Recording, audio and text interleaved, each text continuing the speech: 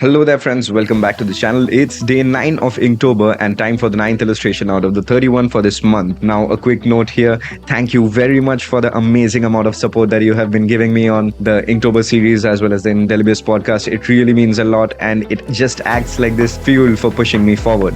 So for today's prompt, which was sun, I made this illustration where our protagonist, Nomad 31, is continuing his walk, his journey through the post-apocalyptic city of Sector 13. What happens today is that through the grey, heavy skies, the smoke-laden skies, the sun shines through. And in the light of the sun, we are able to see our protagonist standing in this narrow alleyway in the city, and he's looking towards the horizon. He's looking high up in the sky, and we are able to see all the destruction that has actually taken place after the wars and how nature is reclaiming its power, reclaiming its position back by growing without any bounds, growing back.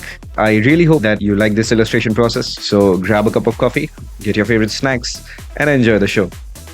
For today's podcast, I'll be talking about style and visual continuity for visual storytelling. When we talk about artistic style, and when we talk about visual storytelling, they are not really that different, let me tell you. Now, why is that?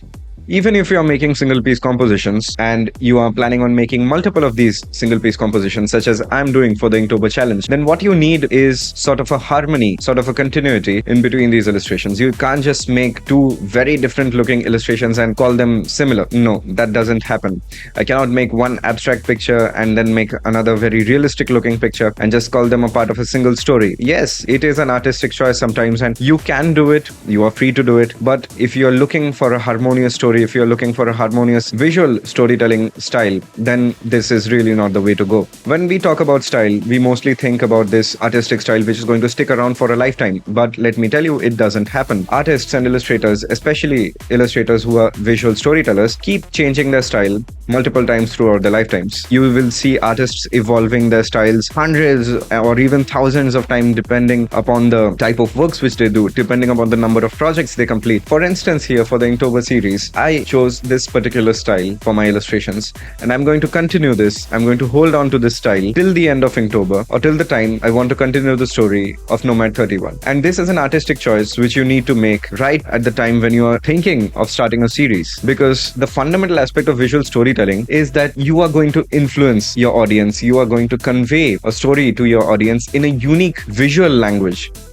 And as an illustrator, it is your primary responsibility to make your audience feel that all the illustrations that you're making, that this series which you are making belongs to a single universe, belongs to a single harmonious world. There are a few key elements in artistic style as we know of it. The first one obviously is your line work and the fundamental shapes which you're using. So for instance, my character here, my character has some fundamental qualities. He will be wearing heavy boots. He's carrying a sniper rifle. He has a backpack. The backpack is albeit smaller here than the one which he was carrying in the first illustration, because I explained it in the storyline that he is gathering supplies. He's a scavenger sort of in these wasteland areas where he just picks up anything which can be useful to him and he brings it to his base to work on it, to salvage parts from it. And that was the reason in the first illustration he had this huge backpack.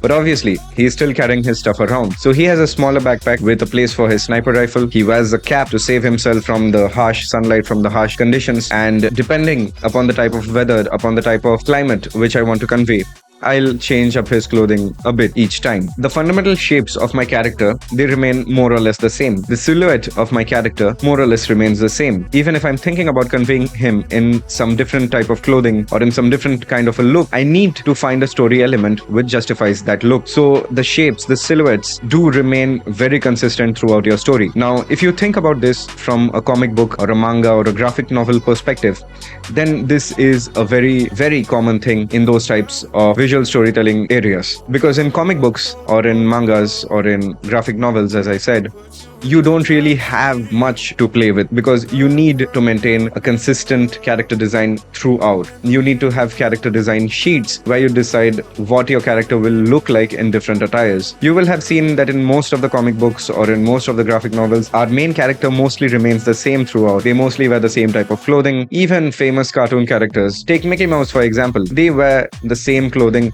most of the time and it becomes iconic. It becomes a part of that character.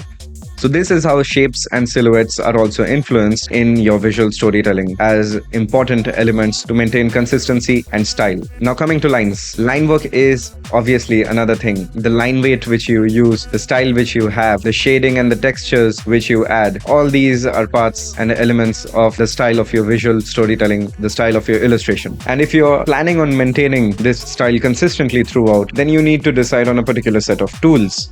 The tools for me throughout Inktober, for instance, are not varying too much. I'm using Sakura Pigma Micron markers, I'm using my Pentel brush pen and my Kuretake number 8 fountain brush pen, and that's probably it. Apart from this, I have some brushes which I'm using, synthetic brushes with India ink as my ink wash tools, and that's it. So with a limited set of tools, you can very easily replicate the type of textures, replicate the type of line weights, the line variations that you're planning on making throughout your illustrations. And coming to texture, the textures which you use, the techniques which you use for textures, the type of ink washes you give. For instance, one very good example here will be the sky. The sky looks pretty similar if you look at a very large geographical area. So if I'm looking at a whole country, for instance, or let's say a whole state, in a specific country, such as a coastal region, the sky, the type of clouds which are forming, it will look similar over a particular period of time in a particular geographical location. So you need to keep that in mind when you're adding textures to the sky. Yes, the sky does require textures, right? The clouds, they are textural things. And if I'm talking about the ground type of environment which I'm creating, they will have similar type of textures. For instance, there are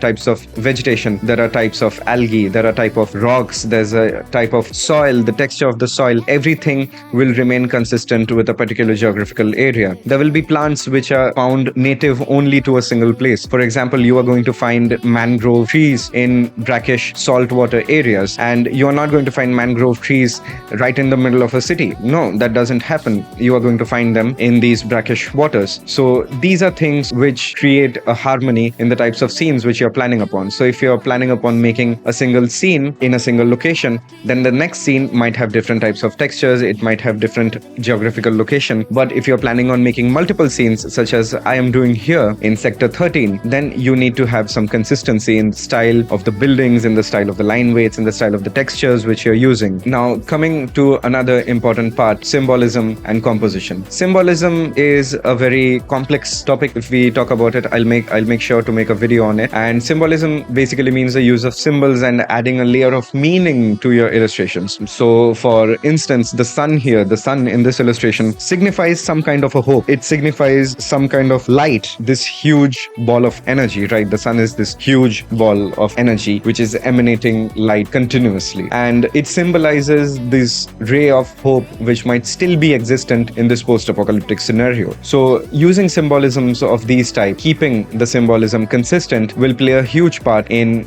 defining the style which you're having throughout your illustrations. So for instance, for this story, for the story of Nomad 31, what I can do is I can keep this sun as an all-powerful entity, and each time I'm portraying the sun, I'm portraying the sunlight, then I can keep it as a signal of hope. For instance, if I were to draw a scene where he's stuck in a very difficult location, and to exit, he has to somehow find the sunlight, right? It can be a tunnel. At the end of the tunnel, there can be sunlight, and it will signify the same thing, hope, a way out. This is how you can keep symbolism consistent. And finally, the most important point which comes to mind as we talk about style is the way you draw, right? It is so rudimentary. Obviously, style is the way you draw. And whatever I explained prior to this, it all culminates, it all corresponds to the style which you are planning on drawing. Your drawing skills will improve over time. It is very obvious. But suddenly shifting from one method of drawing to another in the same story, it might lead to a bit of confusion as to how related two images are. Yes, you can, if you are creating a comic, then you can change up your style a bit from volume to volume. You can improve it. But within the same comic, if the first panel of your comic book looks very cartoonish and the last panel of that same comic book looks very realistic, that is not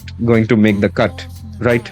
because you need to set this visual harmony in your visual storytelling. It depends upon the way you draw, upon the skills, upon the techniques which you are using, such as ink wash and cross hatching or ink wash and etching techniques using ballpoint pens is going to play a huge role in my Inktober illustrations, because these two are going to be the major shading methods which I'm going to use in my illustrations. Also, the characters, the proportion of everything should remain constant, as I've said earlier. So if I'm going to introduce a second character, or if I'm going to introduce a secondary object, then the proportion of that object in relation to our main protagonist, in relation to the main focal point of the illustration, should remain constant. So if I'm drawing the sniper rifle as a short rifle in one image, and then I'm suddenly increasing the muzzle length and the barrel length by a huge degree in the next illustration, it is not going to be harmonious. And that is where how the way you draw influences the style you have throughout your illustrations. I hope this video helps you to understand the fact why you need a consistent style throughout a story when you are using your skill of visual storytelling, to hone your skill of visual storytelling, and to create cohesive imagery for portraying different stories. Remember, it is not always about how good you're making your illustration or how realistic you're making your illustrations. It is also sometimes more important to convey a story, to convey a concept, and to provide a good experience to the viewers, to the audience. I hope this video finds you well and you are able to apply these tips in your art journey. I'll see you tomorrow in the next video with a new concept. Till then, take care, be creative, peace.